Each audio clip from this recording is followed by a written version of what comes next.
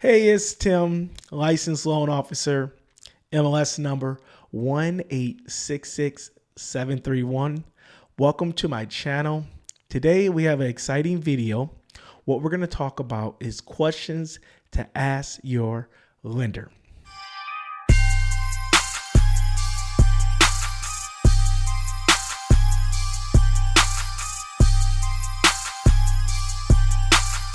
So I know a lot of you are first-time home buyers and you have questions, you have concerns.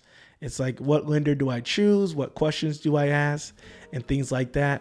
This channel is all about buying a home. It's all about credit. It's all about budgeting, all that good stuff.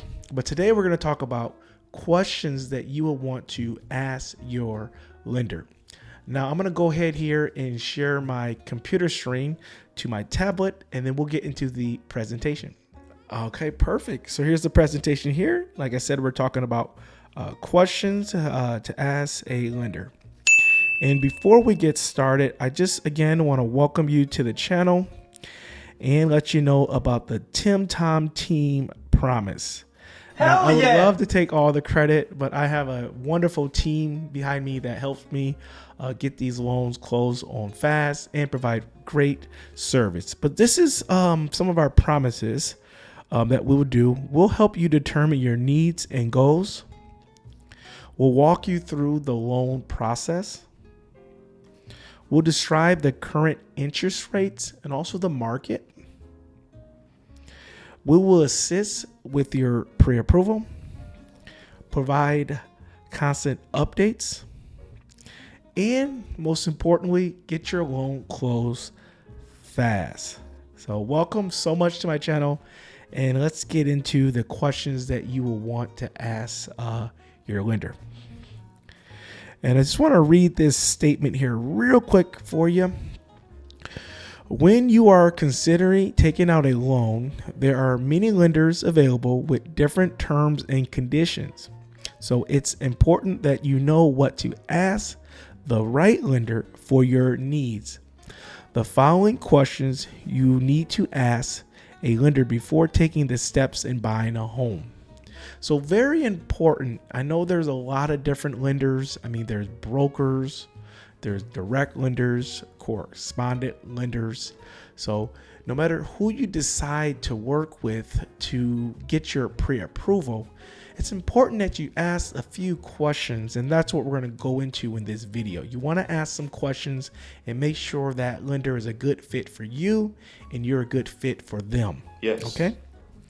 The first question that you want to ask is, what fees will I be responsible for at closing? So just so you know, at a purchase, you are going to come to the closing table with a cashier check, or you may make a wire transfer. And that's the time you're going to pay all your down payment and your closing costs and then your escrow. So it's all going to be wrapped in there. And we call that cash to close. So what is your cash to close on your home? So as in terms of fees, we're talking about lender fees. Now, some lenders call it an origination fee. Some call it a lender fee or a processing fee. They're all fees, but you want to know how much this lender is going to charge you. So the question helps you determine the various fees associated with closing on a mortgage, including expenses like origination, application fees, appraisal, title, insurance, attorney fees, closing costs, and getting a breakdown of these fees to estimate your total cost. So you can ask a lender, hey, what are your typical fees? What are your total fees? And most of the time when you're getting pre-approved, a lender does not have the total amount of your fees. They have estimate numbers because at this time you're just getting pre-approved. There's no title company. You're not ordering appraisal, but a lender can easily give you a worksheet, and we call that a closing cost worksheet. And it's a really good idea of what the fees are. And what you want to pay attention to is kind of the lender fee. Like, how much is the lender charging you? Are they charging you discount points, or just kind of get an idea, what are they charging you? So it's important.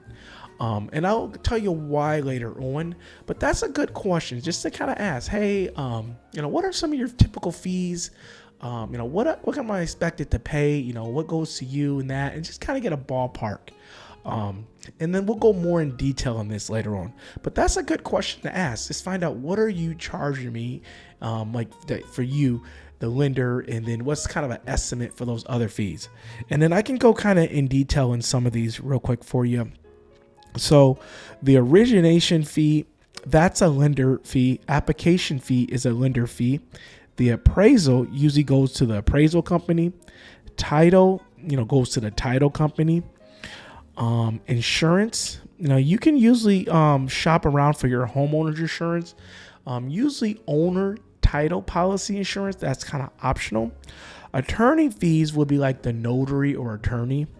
But they're all called, basically they're all broken into closing costs. So you have your down payment, and then you have your closing costs. So all those fees are kind of like your closing costs, and then you have like your taxes and insurance or escrow.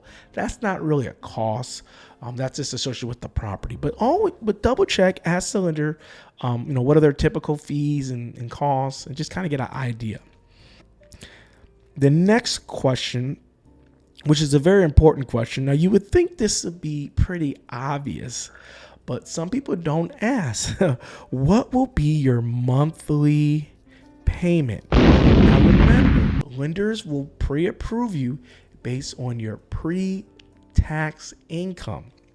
So that's what us and lenders go off of, your pre-tax income. But remember, you don't bring home that. So it's important to ask, what is my estimate payment? Now remember, this is an estimate payment because you don't have a property yet. When you have a property, the lender can run that address and really give a better estimate of what the tax is for that home and maybe what the homeowner insurance should that be. But as you get pre-approved, or as you're very close to getting pre-approved, ask, what will be my payment? And even during the initial conversation when you're interviewing this lender, deciding to work with this lender, like, hey, what do you think my payment will be? And he may ask you maybe what area, what loan amount, or just kind of some questions, but you want to get a good idea of what's your payment. And then you want to see if that payment, fits into your budget in your area. So you probably asked this question already, but knowing your monthly mortgage payment will be kind of a whole deal, right? You want to be, and also another question you want to ask is prepaid penalties. If you pay it off. Now, most lenders don't do prepaid penalties anymore. What that is that there's a penalty to pay off your home quicker. Like if you was to refinance, or if you was to sell the home, there'll be a penalty, but that's kind of old. Most lenders and us, we don't do any prepaid penalties. And then if you sell your home or refinance, the answer should be no. So the answer should be no for those. But ask about your payment. You want to find out your payment. The payment's very important. Most people are real concerned about the interest rate, but honestly, at the end of the day, it's your payment. That's the biggest thing, because you're going to make your payment. Okay. So number 3 question you want to ask this lender is, how do you prefer to communicate with clients? Is it email? Is it text, phone calls, or in person? So this is a very important question, because some lenders, like to send emails. Some lenders text. Some call, or some banks are just still in person. So that's a very important question. If you're the type that likes the face-to-face person, you may want to find a bank or a credit union where you can go into it. If you're someone that doesn't want to meet someone in person, you can find an online lender like a Rocket or Bank of America or Wells Fargo. We call those online lenders or call centers. You don't have to. You could basically do it all over internet and phone. So it's good to find out the communications down, because that's how the lender is going to be updating you. That's how the lender will contact you if they need something. So this question Address the preference communication method of a lender. It's important to know how they prefer to communicate to ensure effective and convenient communication throughout the loan process. So you're definitely going to need good communication because you're doing a big loan, a big purchase. So ask about the communication. Ask how often they'll call and check on you, things like that. So ask about their communication. So the next question you want to ask your lender, and this is very important, this question right here. How long are your turn times on pre-approval, appraisal, and closing? So this is very important. So how long your turn time on a pre-approval? Now, most pre-approvals can take 24 hours, sometimes 48 hours. Normally a pre-approval shouldn't take more than 3 days. Now, some banks, could be really busy and it could take a little longer, but generally speaking, a pre-approval should take about 3 days. Now, the appraisal is important too, because when you find your home, your offer is accepted. After you do your inspection, the realtor or you will let the lender know to go ahead and order the appraisal. And you want to get that appraisal order, fairly quick, because that's one thing that can hold up the whole home buying process. So, and then closing is very important. Some lenders take 30 days, to close, and then some lenders can take 14 days or 21 days. It really varies. Generally speaking, for us, we tend to do a lot more heavy lifting up front. So we ask for a lot of documents initially. So when you do find a home, we've been averaging right around 21 days or less on closing. So that's a good question. What are your turn times? How long will it take you to get me pre-approved?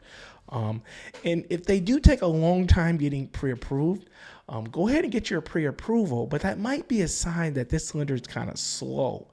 And I'll go over how to handle that later on in this video.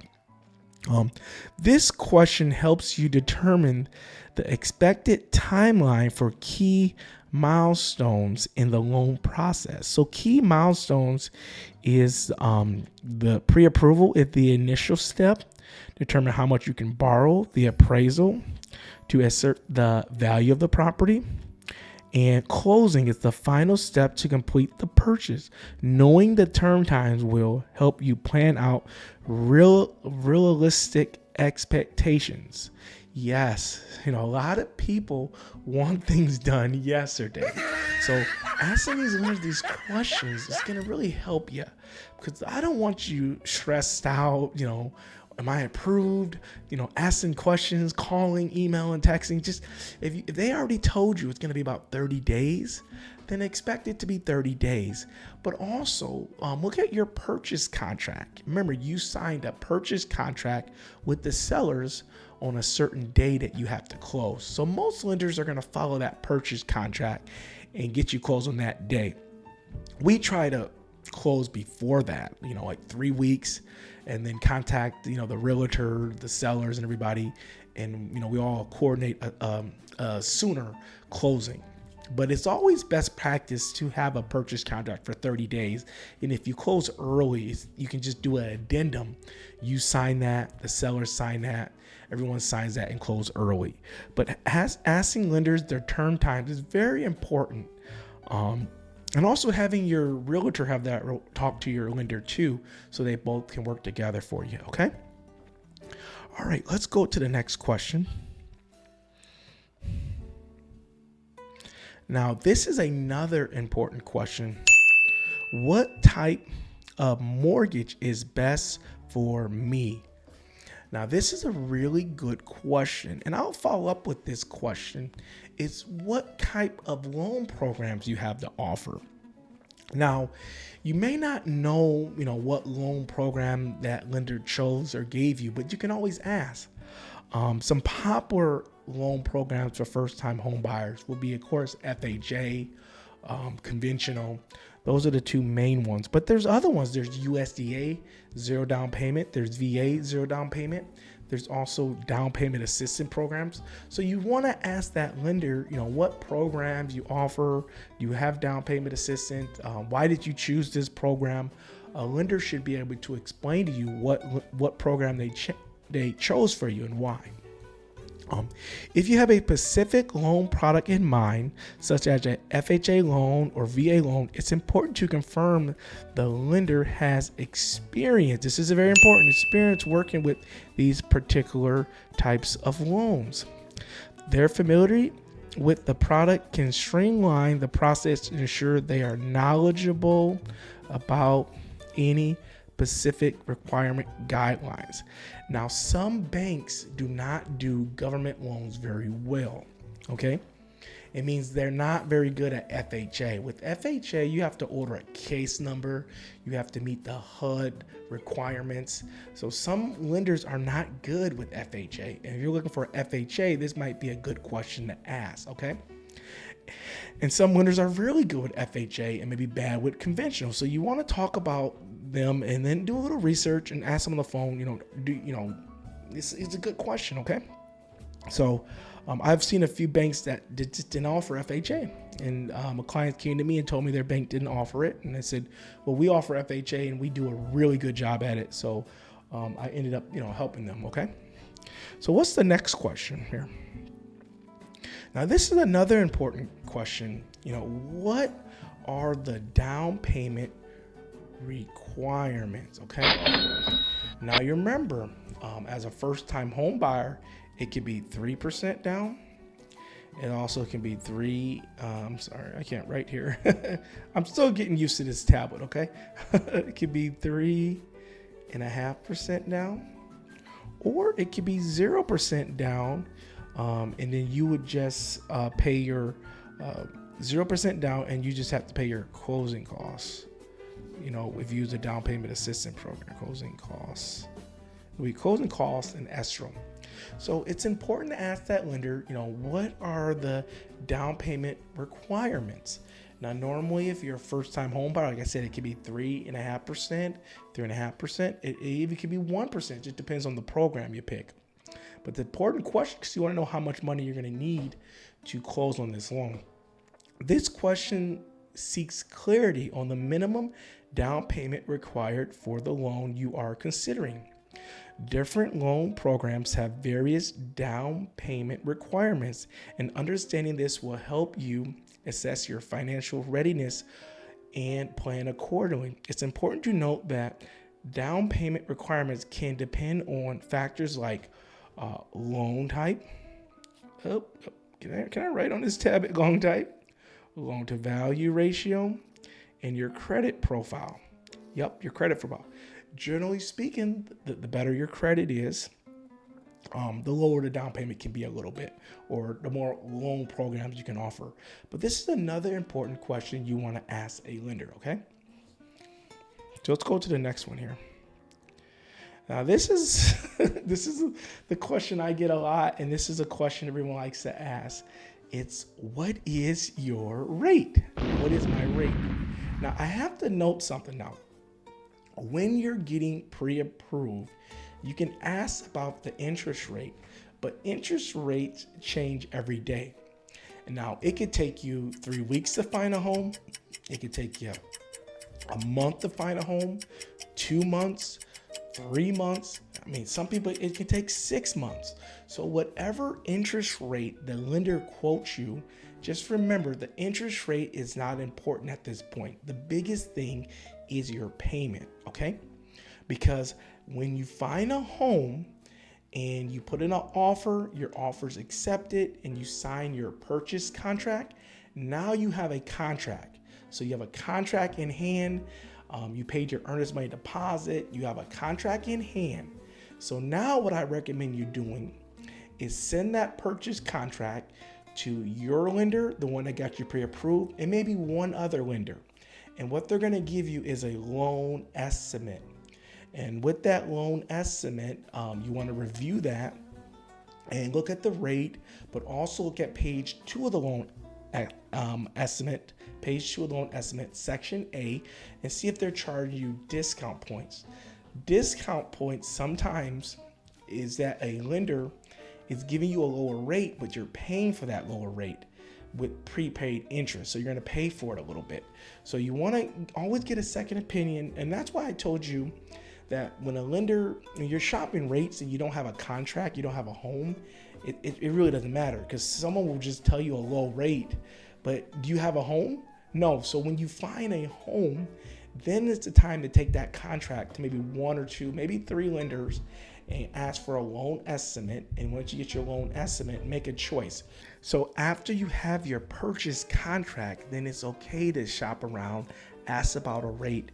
And an important thing is to lock your rate. Yes. You can lock an interest rate in for 15 days, 30 days, 60 days. I recommend locking your rate for at least 30 days, and that will protect you if the market goes up or down. So important question. A lot of people sometimes are shopping interest rates at the pre-approval stage, and I think that's a waste of time. Just get pre-approved, go home shopping, and once you have a contract, spend 1 or 2 days, rate shopping, and then go ahead and lock that in, and that will be the lender you would use for financing. So you probably plan to ask this mortgage question. It is one of the benchmarks we all understand. Or do we? Lenders can move the needle on your mortgage interest rate ways involving additional fees.